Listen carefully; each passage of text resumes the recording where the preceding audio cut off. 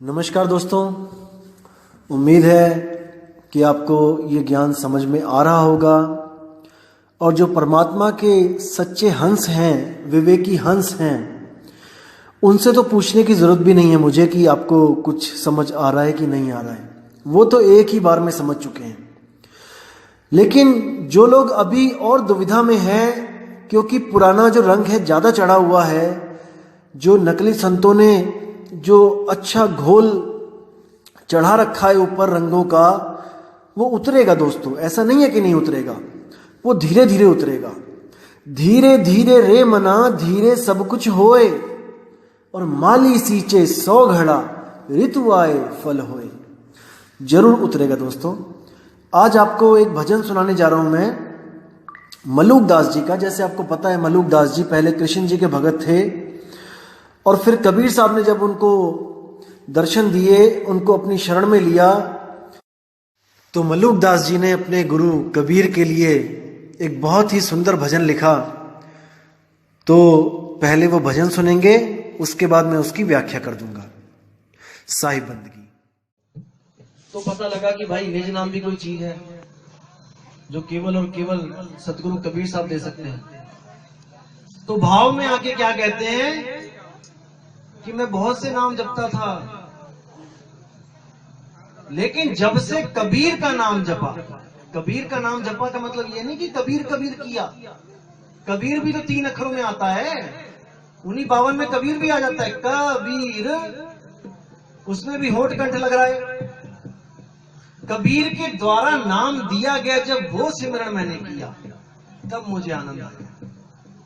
तो क्या बोलते हैं, जपोरे मन केवल नाम कबीर। ये जो कबीर साहब नाम देते हैं उसका सिमरन करना है।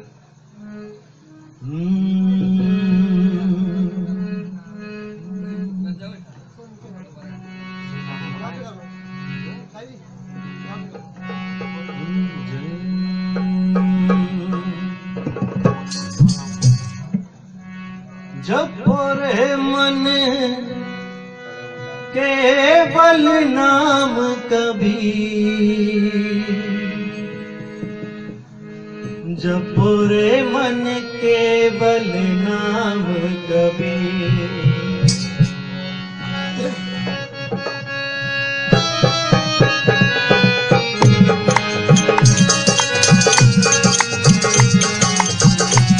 जपोरे मन केवल नाम कबीर, जपोरे मन केवल नाम कबीर, जपोरे मन केवल नाम कबीर, जपोरे मन केवल नाम कबीर, जपोरे मन साहिब नाम कबीर, जपोरे मन साहिब नाम कबीर, जपोरे मन केवल नाम कबीर, जपोरे मन केवल नाम कबीर।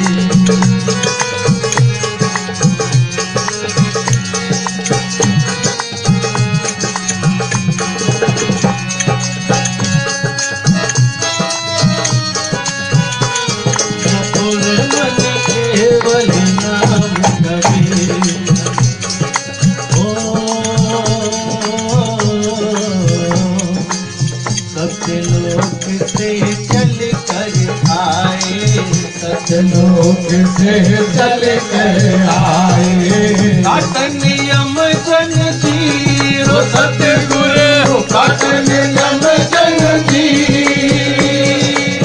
सब हंसों की अरे जी सतगुरु हो, सब हंसों की अरे जी सतगुरु, देव लगाओ जी।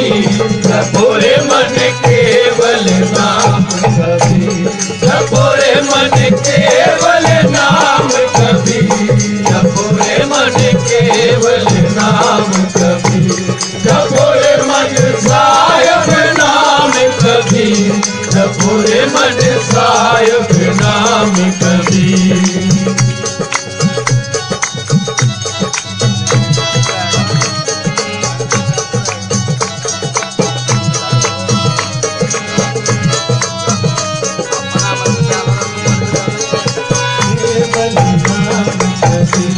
जपो रे मन केवल नाम कबीर, जपो रे मन केवल नाम कबीर।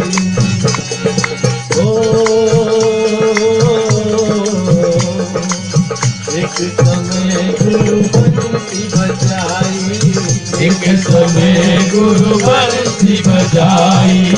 कालंदरी के तीर धन गुरु, कालिंदरी के तीर सुनर मुनि सब चकित भये हैं, हो सुंदर मुनि सब जगत भये हैं। रुचि जय करियानी जपो रे मन केवल नाम कबीर, जपो रे मन केवल नाम कबीर, जपो रे मन केवल नाम कबीर, जपो रे मन साहिब नाम कबीर, जपो रे मन साहिब नाम कबीर।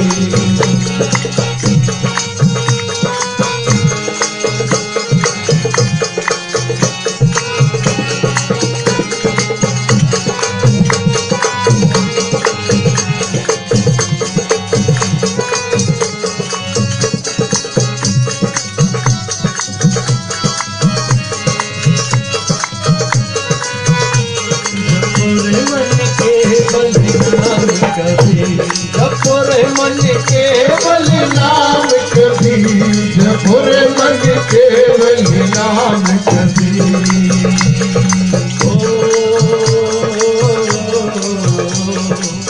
चार भाग से सतगुर न्यारे, चार भाग से सतगुर न्यारे। अजरो अमर शरीर धन गुरु, अजरो अमर शरीर कोई काटे कोई अगन करावे, हो कोई काटे कोई अगन जलावे।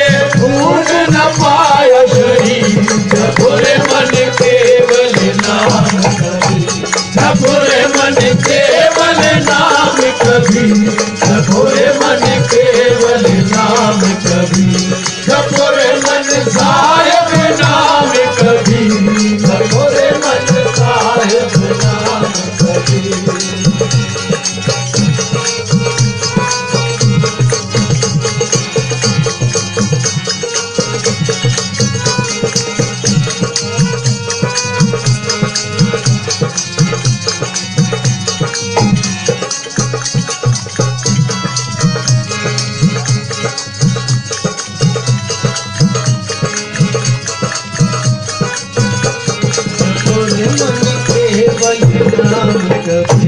जपो रे मन केवल नाम कबीर, जपो रे मन केवल नाम कबीर।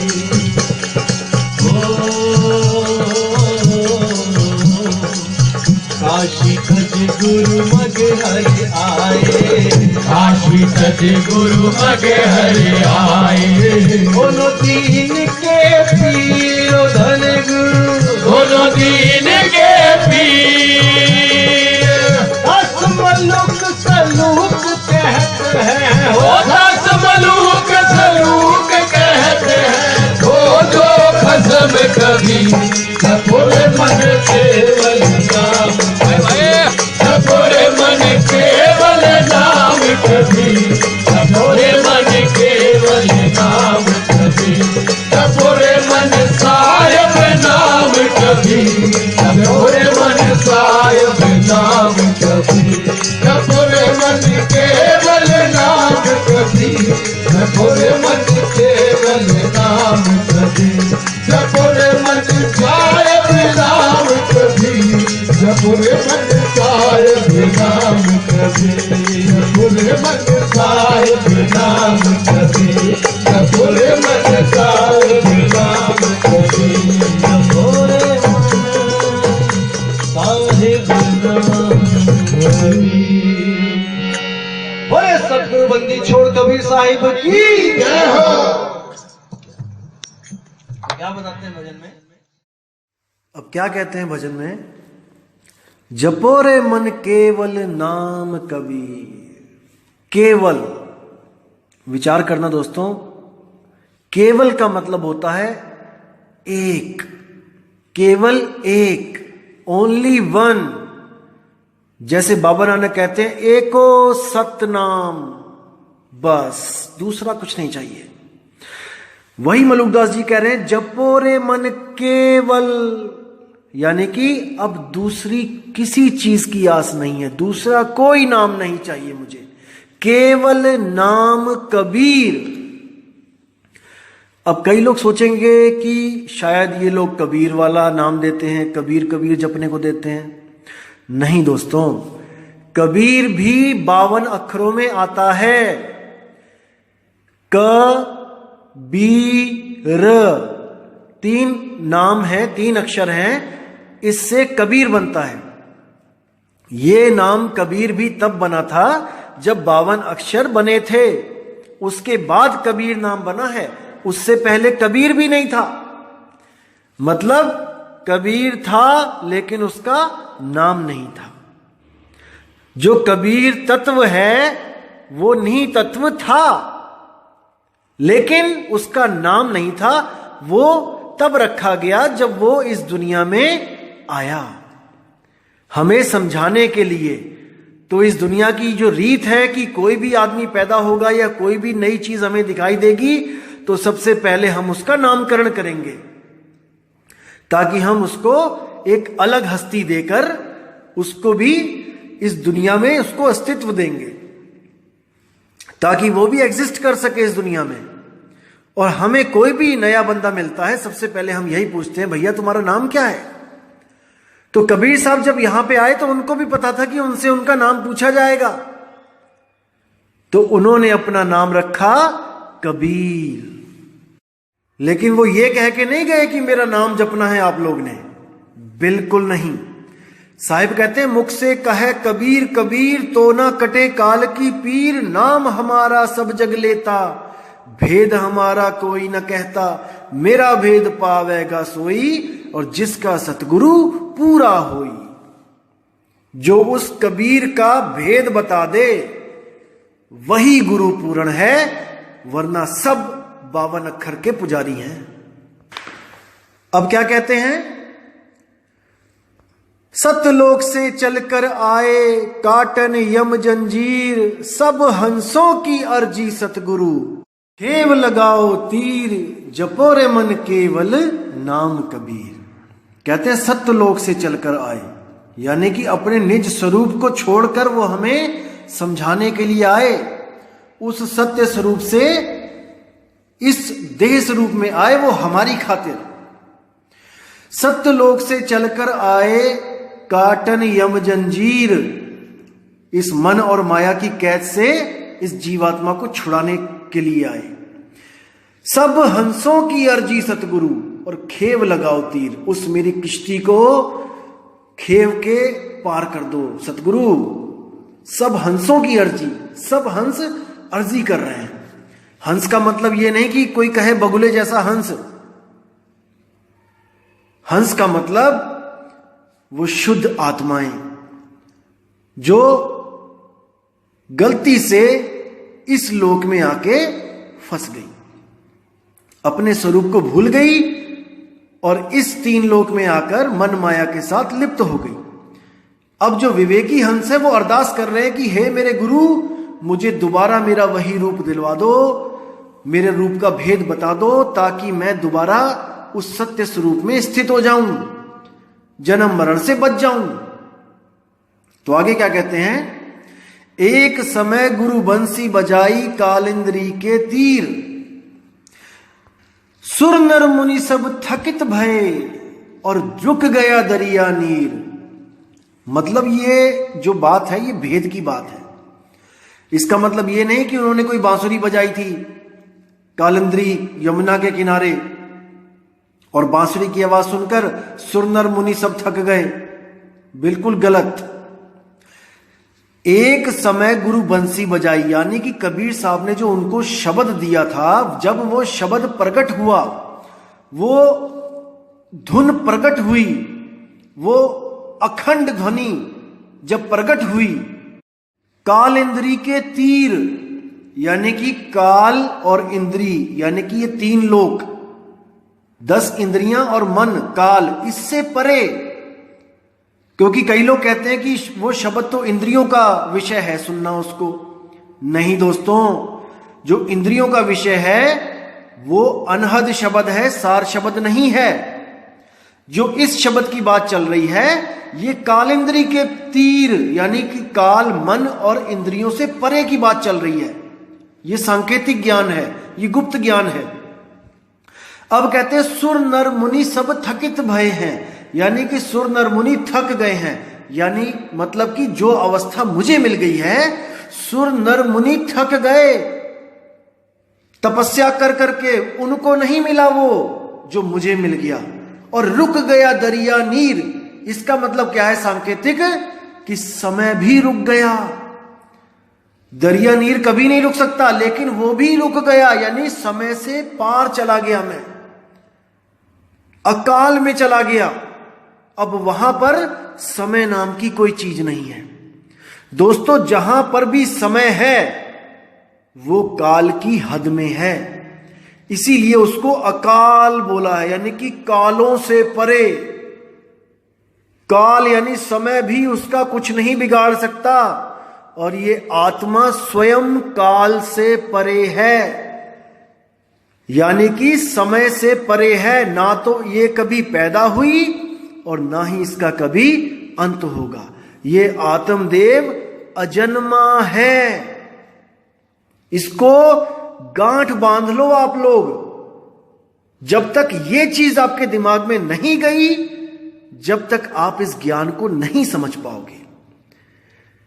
आत्मदेव अजन्मा है, अजन्मा, इसको किसी ने पैदा नहीं किया है। अजूनी सैभंग, सैभंग यानी स्वयं से पैदा होने वाला।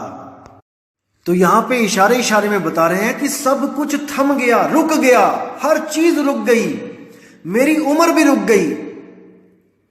यानी कि मैं उस अवस्था को प्राप्त हो गया कि अब मेरी उम्र इतनी हो गई जिसका कोई अंत ही नहीं है। तो आगे क्या बोलते हैं, काशी तज गुरु मगहर आए दोनों दीन के पीर, और कोई गाड़े कोई अग्नि जरावे ढूंढ न पाया शरीर। यानी उस समय ये रीति चल रही थी कि अगर किसी को लगे कि मेरी मौत आने वाली है, मैं बूढ़ा हो गया हूं, बुजुर्ग हो गया हूं, तो वो अपना सारा बोरिया बिस्तरा उठाकर काशी को चले जाते थे, ताकि हम काशी में मरे और हमें स्वर्ग की प्राप्ति हो, जैसे ब्राह्मणों ने पढ़ा रखा था। लेकिन कबीर साहब ने क्या किया, बिल्कुल उल्टा। काशी तज गुरु मगहर आए, काशी को छोड़कर जब कबीर साहब ने देखा कि अब मुझे जाना चाहिए, यहां से काफी उम्र हो गई है, तो वो मगहर की तरफ चले गए और उन्होंने उस रीति रिवाज का खंडन कर दिया। लोगों को जाते जाते इस भ्रम से निकाल दिया कि अगर किसी खास जगह में आप मरते हो तो इसका मतलब ये नहीं है कि आपको स्वर्ग मिलेगा। स्वर्ग आपके कर्मों के द्वारा मिलेगा, कौन कौन से कर्म किए हैं आपने, उसके हिसाब से मिलेगा। कहते दोनों दीन के पीर, जब कबीर साहब मगहर गए तो दोनों दीन, हिंदू मुसलमान दोनों आए उनसे अंतिम दर्शन करने के लिए उनके। लेकिन क्या हुआ, वहां पे झगड़ा हो गया कि हिंदू कहते हैं हम जलाएंगे, मुसलमान कहते हैं हम दफनाएंगे गुरु जी को, क्योंकि दोनों धर्मों के गुरु थे वो। तो कहते कोई गाड़े कोई अग्नि जरावे ढूंढ ना पाया शरीर, वो उनको नहीं मिले। जब कबीर साहब ने दोनों जो समुदाय थे उनको अंतिम दर्शन दिए तो वो झोपड़ी में चले गए और वहां पे चादर तान ली, चादर ओढ़ ली। तो बाहर झगड़ा होने लग गया कि हम जलाएंगे हम दफनाएंगे। उस वक्त आकाशवाणी हुई कि खोलो पर्दा है नहीं मुर्दा, मिथ्या युद्ध कर डाला, ए मूर्ख नादाना तुमने हमें नहीं पहचाना। जब ये आवाज सुनी उन्होंने तो सब अंदर भागे गए और देखा कि चादर के नीचे कबीर साहब लेटे हुए हैं, पूरा ढका हुआ था उस वक्त शरीर पूरी चादर से। तो उन्होंने जब चादर उठाई तो वहां पर क्या देखा उन्होंने कि कोई लाश ही नहीं है, कोई शरीर नहीं यहां पे, और फूल ही फूल पड़े हुए थे।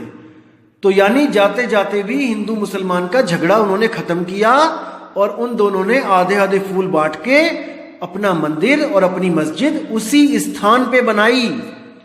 आज भी अगर आप जाओगे मगहर में तो वो आपको साक्षात वहां पर मंदिर मस्जिद दिखाई देगा। ये कोई किताबी बातें नहीं है। उस वक्त 60,000 शिष्यों के बीच में वो मंदिर और मस्जिद बनाया गया था। ये प्रमाणित है। तो आगे क्या कहते हैं? 4 दाग से सतगुरु न्यारे, अजरो अमर शरीर, दास मलूक सलूक कहते हैं, खोजो खसम कबीर। यानी 4 दाग से सतगुरु न्यारे। 4 दाग कौन से हैं? सबसे पहला दाग है जन्मना, दूसरा दाग है भोजन करना, तीसरा दाग है स्त्री के साथ विवाह करना, और चौथा दाग है मृत्यु को प्राप्त हो जाना। इन 4 दागों से सतगुरु कबीर साहब न्यारे थे। 4 दाग से सतगुरु न्यारे, अजरो अमर शरीर। यानी कि उनका जो शरीर था, जो केवल देखने में लग रहा था कि एक इंसान की तरह है, जो हमें समझाने के लिए उन्होंने धारण किया था, वो भी अजरो अमर था। शेख तकी के कहने पे 52 बार उनके शरीर को खत्म करने के लिए उन पे प्रहार किए गए, लेकिन कोई कुछ नहीं बिगाड़ पाया। तो कहते हैं 4 दाग से सतगुरु न्यारे, अजरो अमर शरीर, दास मलूक सलूक कहते हैं, अरे खोजो खसम कबीर, जपो रे मन केवल नाम कबीर। कि अगर कोई खसम है हमारा, खसम का मतलब ये नहीं कि वो मेरा पति है, कहने का मतलब कि जैसे एक पति अपनी पत्नी की रक्षा करता है, जैसे जब सीता का हरण हुआ तो उसका पिता नहीं आया रक्षा करने के लिए, उसका ससुर नहीं आया रक्षा करने के लिए, उसके भाई बहन नहीं आए रक्षा करने के लिए, श्री राम को जाना पड़ा। तो खसम ही रक्षा करता है। इसी तरह कहते हैं खोजो खसम कबीर, यानी कि ऐसा खसम बना लो, ऐसे संत की शरण में चले जाओ, ऐसा सतगुरु कर लो जो तुम्हें बचा ले। और इस अखिल ब्रह्मांड में नजर घुमा के देख लो, सतगुरु कबीर साहब के अलावा हर संत आपको ब्रह्म तक ले जा सकता है, शून्य तक ले जा सकता है, उसके आगे कोई नहीं जा सकता। क्योंकि जन्म मरण में आकर सब के सब अपने स्वरूप को भूल गए। इसलिए कबीर साहब को हर युग में बार बार यहां पर चेताने के लिए आना पड़ रहा है। लेकिन हम ऐसे मूर्ख हैं जो उनकी बातों को समझते नहीं हैं और फिर इसी 84 के चक्कर में चले जाते हैं। तो दोस्तों, इस बार पूरा दिमाग लगा देना है, पूरा विवेक लगा दो। मैं कहता हूं हर चीज, बाल की खाल निकाल दो, लेकिन इस जन्म में हमने मुक्त होना है जीते जी। मर के नहीं देखी किसी ने मुक्ति, जीते जी मुक्त होना है।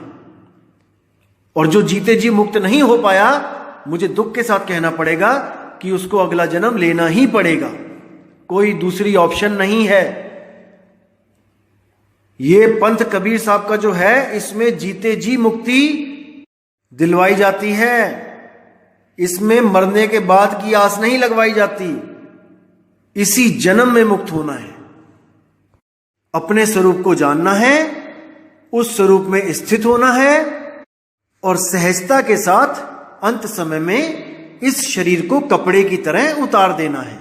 बस इतना ही करना है और कुछ नहीं, कोई जंतर नहीं, कोई मंत्र नहीं, कोई तंत्र नहीं। तो दोस्तों, उम्मीद करता हूं आपको ये भजन भी अच्छा लगा होगा और इसकी व्याख्या भी आपके समझ में आई होगी। बहुत जल्दी मिलेंगे दोस्तों अगली ऑडियो के साथ। तब तक के लिए साहिब बंदगी, सतनाम, जय गुरु बंदी छोड़ वैराग साहिब, जय गुरु बंदी छोड़ मदन साहिब, जय जय गुरु बंदी छोड़ सतगुरु सत्य कबीर साहिब की सदा ही जय हो। साहिब बंदगी, सतनाम।